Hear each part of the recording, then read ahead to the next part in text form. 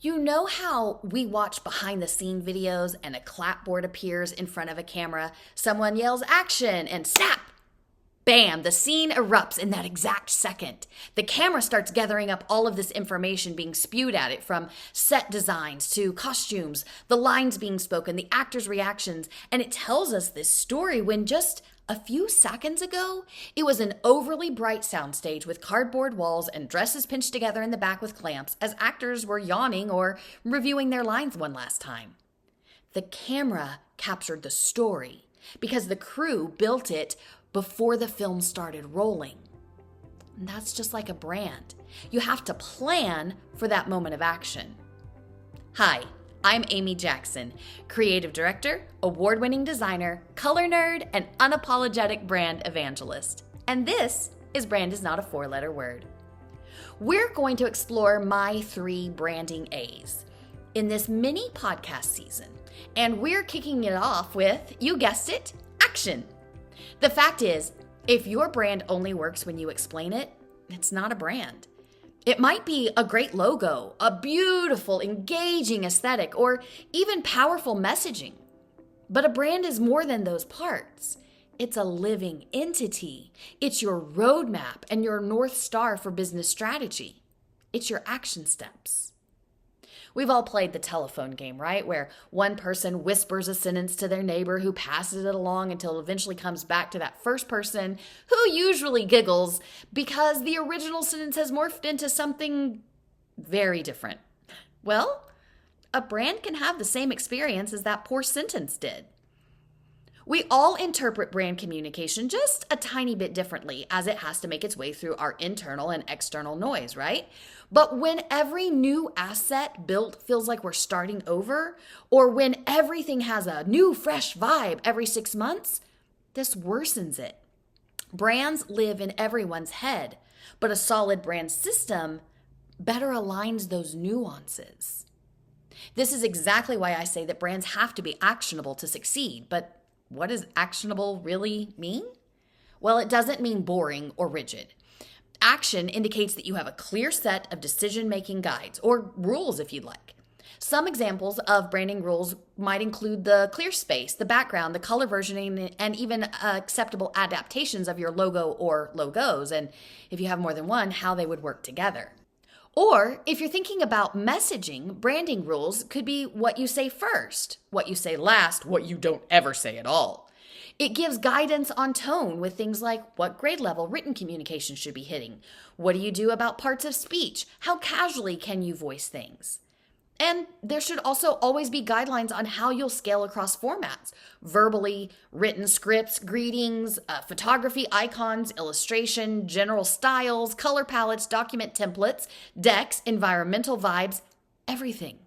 Brand action comes from a brand system because that system can answer questions before someone has to ask. Because once they ask, their brain is already exploring options, and the breakdown of a strong brand can happen before anyone selects a single thing. I sincerely promise I have seen this myself. Internal teams waste time when they have to interpret brand guidance rather than being able to execute directly from it. Okay, so now that we've stopped imagining your brand literally running in a marathon, jogging attire, no. What we now know when we are talking about an actionable brand, we wonder, why does it matter so much?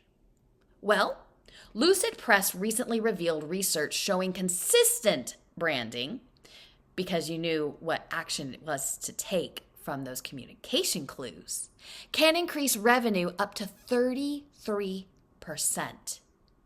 I'd like to increase revenue by 33%, wouldn't you? And McKinsey found that strong brands reduce internal friction while speeding execution. So the fact is that actionable brands don't just look better, they make organizations function better.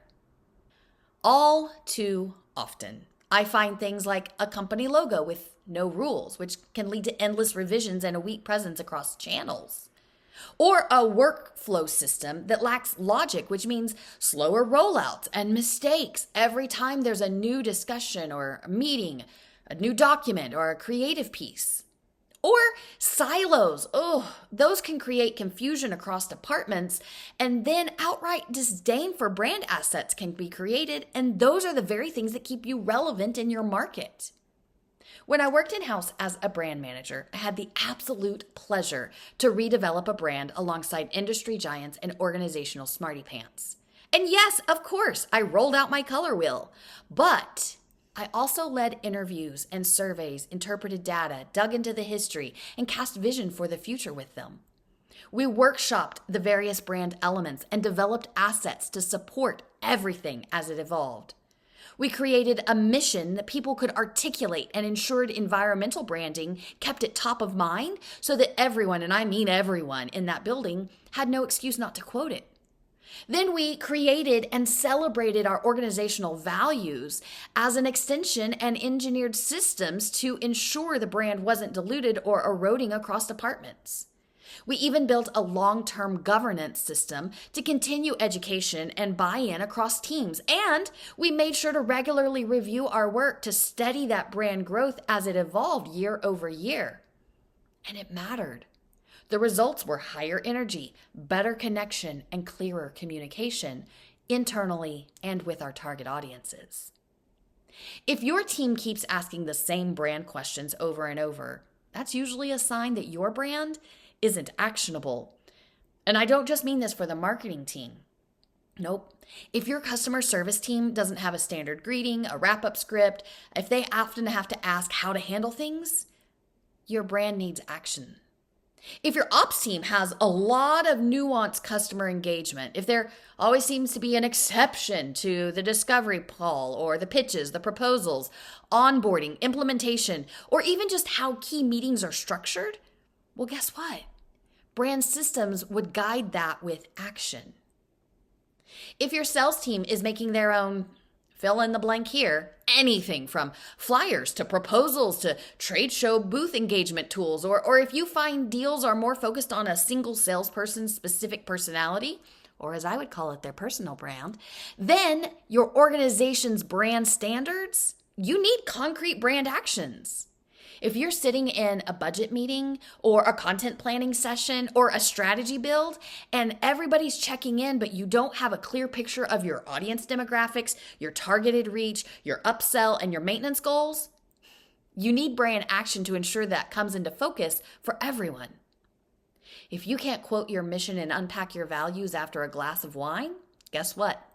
Your brand may be a lovely vision, but it lacks action. One of the best tools to set your brand in motion is a brand audit. So instead of a hack, I'm going to share what that looks like with me.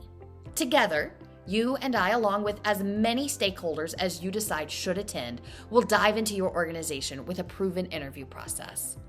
Over 90 minutes, we'll gather data and identify holes, and then you'll receive a digital report from me about your brand's strengths and weaknesses. From that, you'll be able to plan a path to a strong brand that is actionable. Because brand isn't a four-letter word. It's your best strategy and your strongest story. Let's build your brand together. Learn how at brandisnotafourletterword.com, where strategy and storytelling meet design.